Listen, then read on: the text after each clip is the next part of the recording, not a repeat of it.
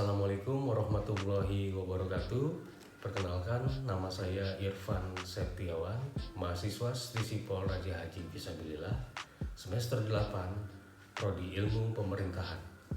Di video ini saya akan menjelaskan mata kuliah Sistem Ekonomi Indonesia. Pengertian sistem ekonomi. Sistem adalah sekumpulan unsur atau elemen yang saling berkaitan dan saling mempengaruhi dalam melakukan kegiatan bersama untuk mencapai suatu tujuan bersama. Sistem menurut Anatol Raporot adalah suatu kumpulan kesatuan dan perangkat hubungan satu sama lain. Sistem ekonomi merupakan perpaduan dari aturan atau cara yang menjadi satu kesatuan dan dilakukan untuk mencapai tujuan dalam perekonomian. Dan untuk mencapai tingkat ketahanan ekonomi, perlu pertahanan terhadap berbagai hal yang menunjang. Di antaranya, sistem ekonomi Indonesia harus mewujudkan kemakmuran dan kesejahteraan yang adil dan merata. Ekonomi kerakyatan menghindari sistem free fight liberalisme adalah menguntungkan pelaku ekonomi yang kuat. Sistem etatisme adalah potensi unit-unit ekonomi di luar sektor negara. Monopoli adalah kerugian masyarakat dan bertentangan cita-cita keadilan sosial. Struktur ekonomi dimantapkan secara seimbang antara sektor pertanian, perindustrian, dan jasa. Pembangunan ekonomi dilaksanakan sebagai usaha bersama di bawah pengawasan anggota masyarakat, memotivasi dan mendorong peran serta masyarakat secara aktif. Pemerataan pembangunan, kemampuan bersaing. Yang selanjutnya, klasifikasi sistem ekonomi. Sistem ekonomi dapat diklasifikasi atau dikelompokkan dalam dua kelompok. Yang pertama, berdasarkan mekanisme dan koordinasinya. Menurut koordinasinya, dibagi menjadi 3 bagian. Yang pertama, sistem ekonomi tradisi. Tradisi adalah yang berhubungan tradisi atau turun-menurun. Yang berhubungan tradisi lebih sederhana, seperti sistem perekonomian barter. Contoh seperti barang bertukar dengan barang.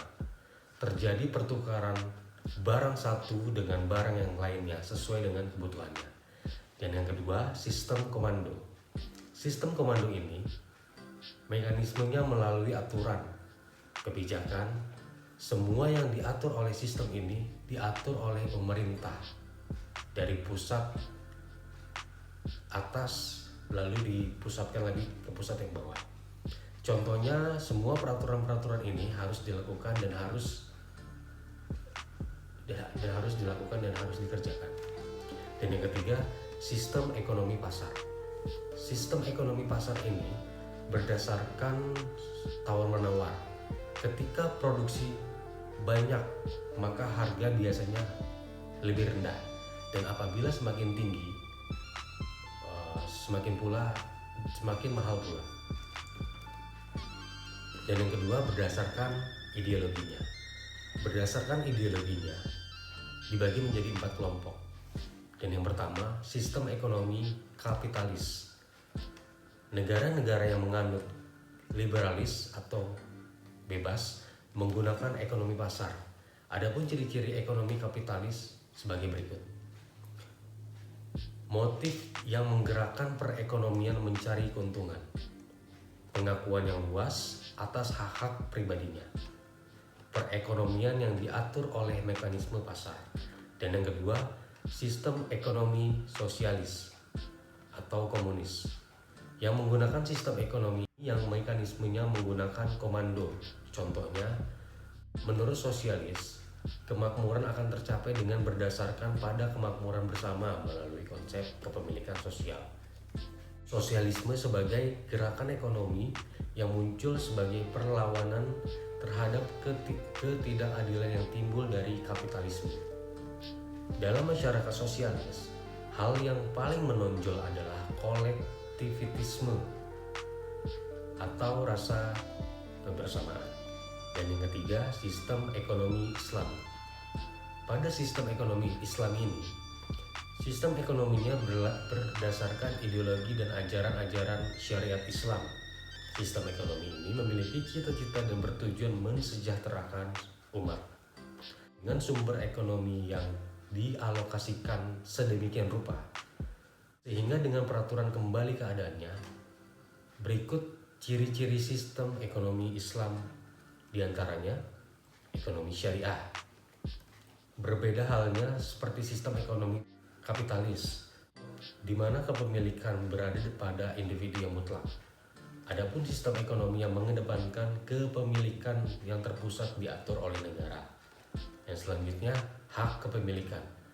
Dalam ajaran Islam, kepemilikan dibagi menjadi 3 kelompok. Yang pertama, hak milik individu. Yang kedua, hak milik umum. Dan yang ketiga, hak milik negara. Yang selanjutnya, konsep kepemilikan. Kepemilikan bukanlah penguasa mutlak atas sumber-sumber ekonomi. Lalu kebebasan berekonomi. Dalam pandangan kapitalisme yang memberikan nilai tertinggi pada kebebasan, tidak terbatas pada semua individu, memungkinkan individu mengejar kepentingannya sendiri untuk memaksimalkan kekayaan dan memuaskan keinginannya. Dengan demikian, maka konsep kebebasan tersebut akan menimbulkan kekacauan dalam proses distribusi kekayaan. Dan selanjutnya, spiritualisme dalam sistem ekonomi Islam. Dalam sistem ekonomi kontemporer, hanya terfokus terhadap kepuasan dan nilai-nilai materi suatu barang tanpa menyentuh nilai-nilai. Spiritualisme dan etika masyarakat. Dalam ekonomi Islam, terdapat etika, aturan nilai-nilai, spiritualisme dan materialisme. Dan yang terakhir, konsep rasionalisme ekonomi.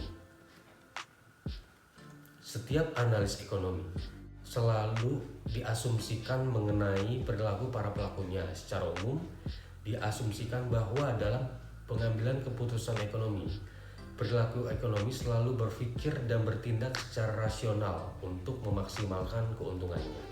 Dan yang keempat, sistem ekonomi campuran. Sistem ekonomi campuran adalah sistem perekonomian yang menggabungkan lebih dari satu aspek sebagai ekonomi. Biasanya di dalam sistem ekonomi campuran terdapat paduan antara unsur kapitalis dan unsur sosialisme. Yang selanjutnya, landasan sistem ekonomi Indonesia. Pada keterlibatan pemerintah dalam kehidupan ekonomi dapat dibagi menjadi 3 kelompok. Yang pertama, membuat peraturan dengan tujuan pokok agar kegiatan ekonomi dilakukan berjalan secara lancar. Dan yang kedua, menjalankan berbagai kebijakan ekonomi antara lain kebijakan fiskal dan moneter. Dan yang ketiga, secara langsung menjalankan berbagai kegiatan ekonomi sehingga dapat memaksimalkan keuntungan sosial. Landasan sistem ekonomi ini dibagi menjadi beberapa poin. Secara normatif, landasan sistem ekonomi Indonesia adalah Pancasila dan Undang-Undang 1945. Dengan demikian, maka sistem ekonomi Indonesia adalah sistem ekonomi yang berorientasi kepada ketuhanan yang Maha Esa. Berlakunya etik dan moral agama, bukan materialisme. Yang kedua, kemanusiaan yang adil dan beradab, tidak mengenal pemerasan atau eksploitasi. Selanjutnya, persatuan Indonesia, berlakunya kebersamaan atas kekeluargaan, sosio-nasionalisme dan sosio-demokrasi dalam ekonomi. Dan selanjutnya, kerakyatan, mengutamakan kehidupan ekonomi rakyat dan hajat hidup orang banyak. Dan yang terakhir, keadilan sosial atau persamaan atau emansipasi, kemakmuran masyarakat yang utama, bukan memakmurkan seseorang. Yang selanjutnya, sebaiknya dalam demokrasi ekonomi perlu dihindari timbulnya ciri-ciri negatif, di antara lain sistem fake liberalisme adalah eksploitasi terhadap manusia dan bangsa lain. Lalu sistem etatisme, yaitu mendesak dan mematikan kreasi unit di luar sektor negara.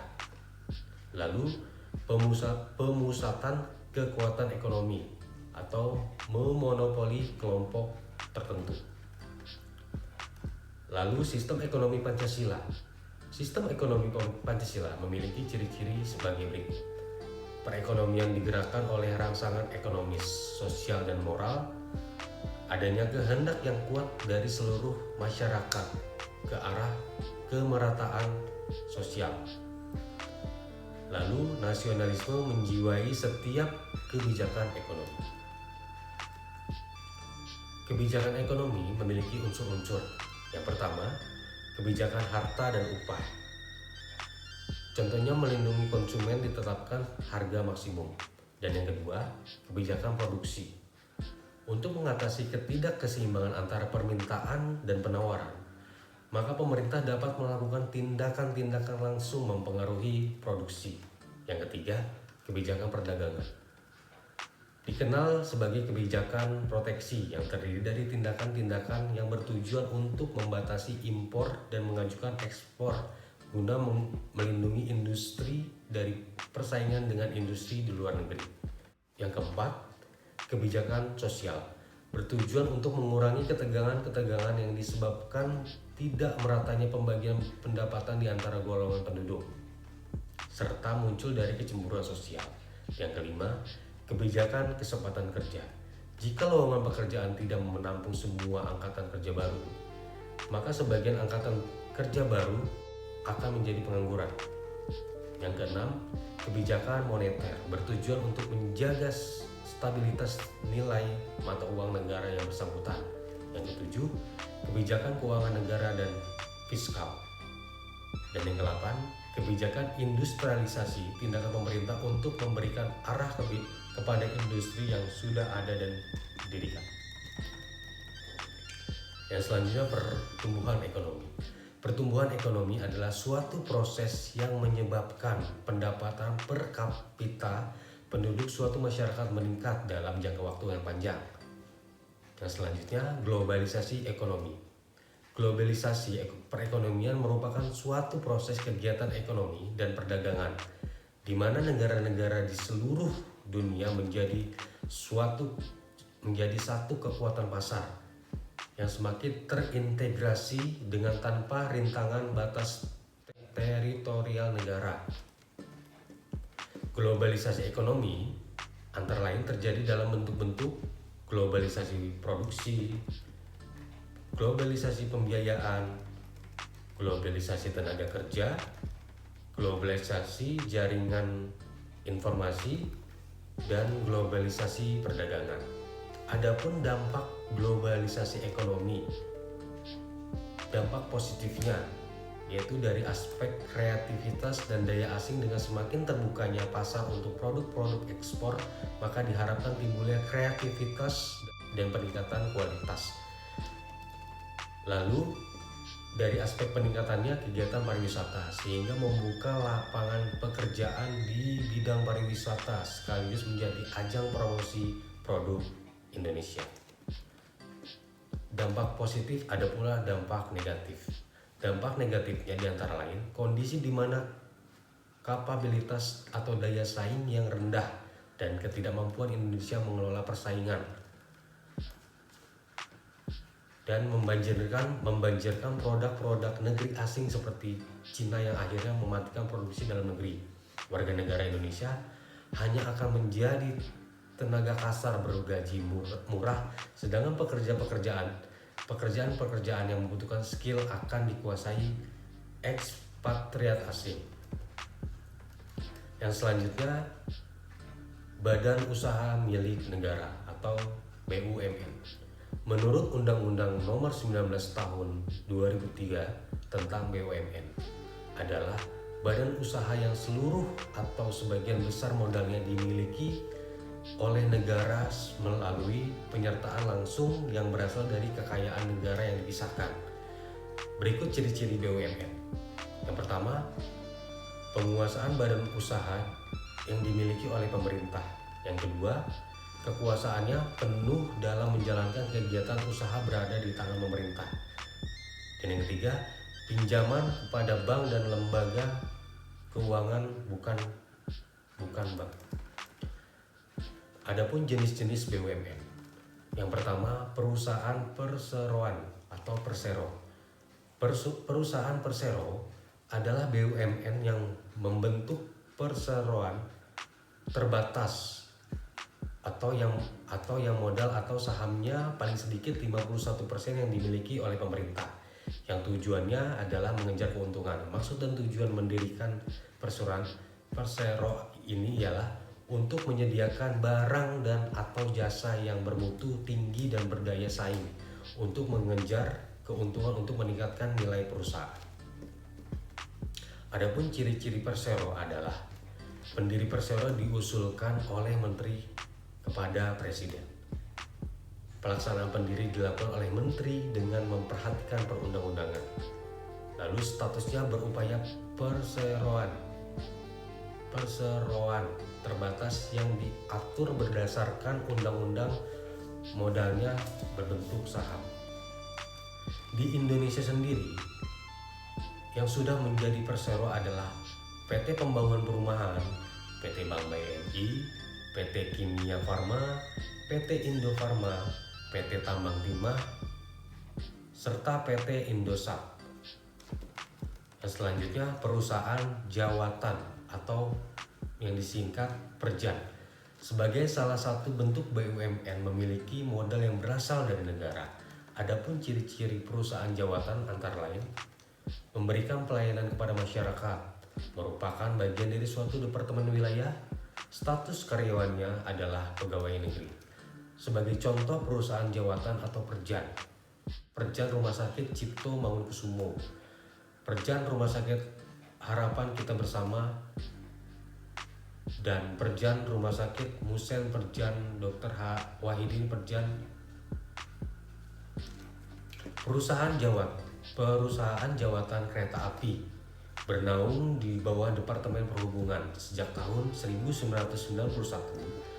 Perusahaan kereta api merubah menjadi Perusahaan Umum Kereta Api yang kita singkat sebagai Perumka, berubah menjadi Perusahaan Negara Kereta Api atau PENKA, yang terakhir berubah nama menjadi PT Kereta Api Indonesia atau yang biasa kita sebut PT KAI.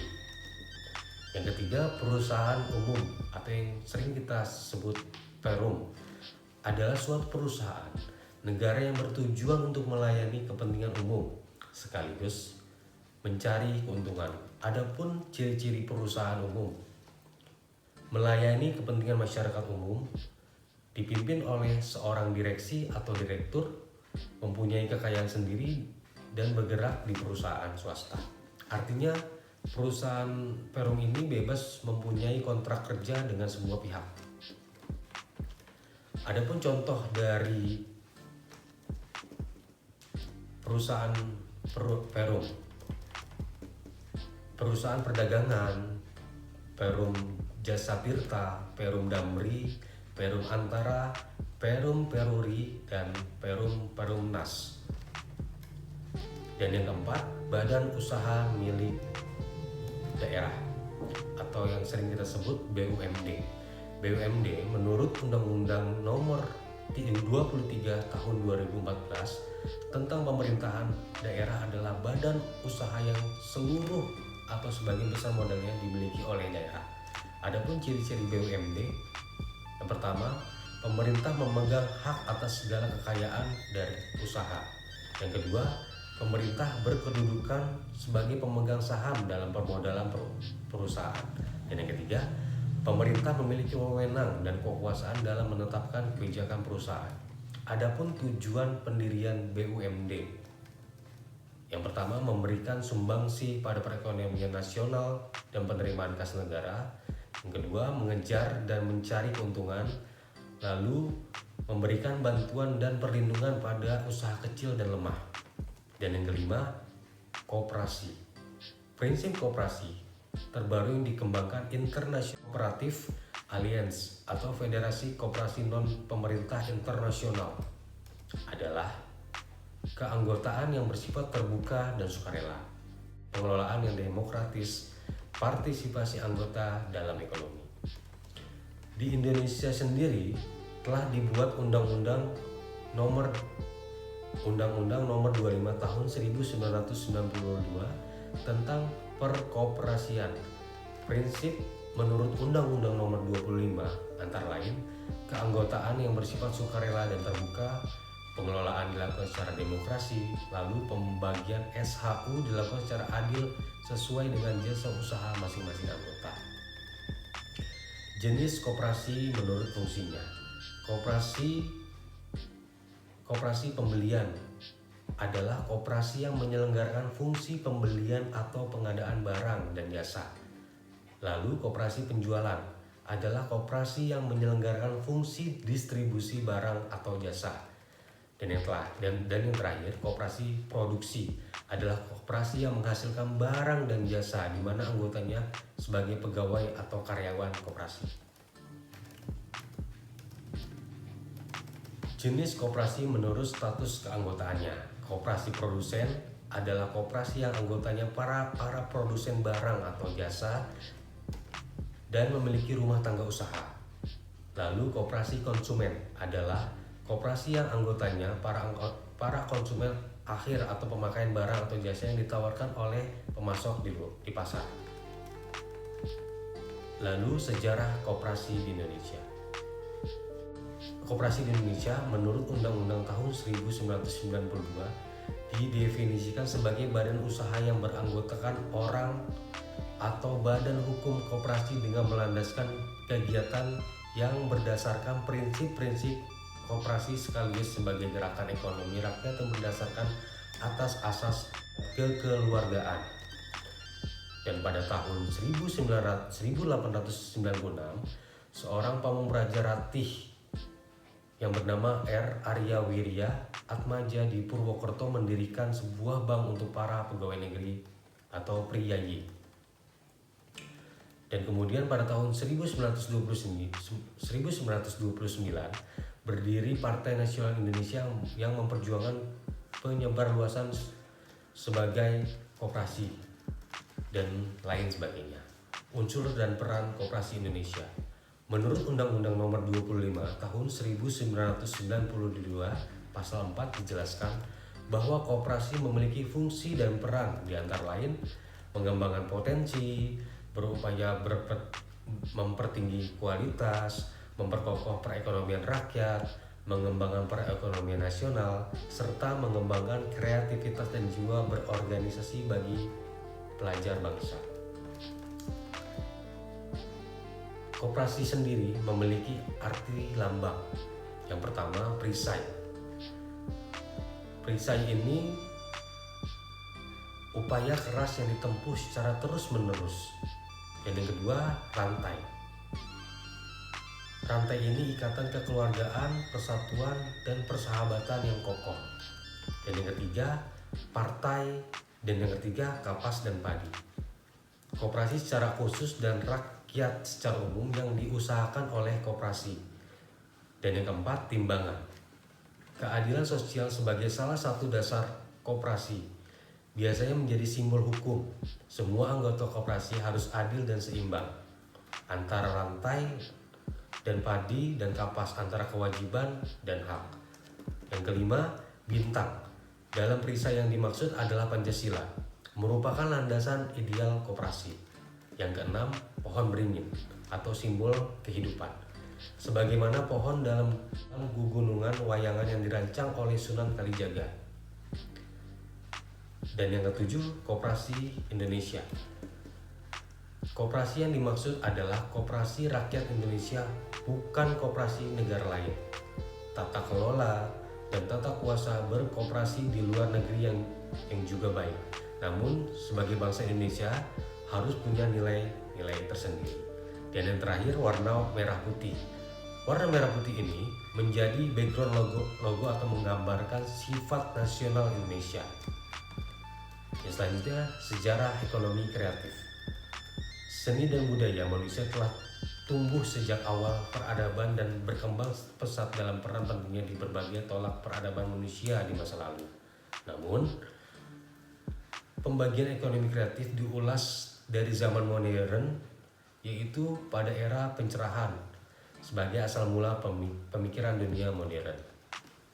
Menurut pakar bisnis, yaitu G.C. Liris, dalam sebuah hasil risetnya mengemukakan bahwa keyakinan untuk memanfaatkan momentum artinya kita harus pandai-pandai mencari celah dan memanfaatkannya. Ini sangat erat kaitannya dengan analisa SWOT. Subsektor ekonomi kreatif dibagi menjadi 3: perikanan, arsitektur, dan pasar barang seni. Adapun permasalahan dan tantangan, jika orientasi kebijakannya hanya untuk membina potensi atau merawat potensi kreatif penduduk Indonesia sehingga bernilai ekonomi, maka Indonesia kreatif sebagai nomenklatur dalam suatu struktur pemerintahan menjadi relevan. Akan tetapi bila orientasinya tidak sekadar menumbuhkan potensi ekonomi dari kegiatan kreatif penduduk, namun bila jauh untuk mengenjot kegiatan kreatif penduduk menjadi satu industri tersendiri yang kuat dan besar, mampu menyumbangkan PDB yang signifikan, maka tentu saja yang tepat adalah dengan menggunakan nomenklatur industri kreatif. Selanjutnya, tantangan ekonomi Indonesia di tahun 2012.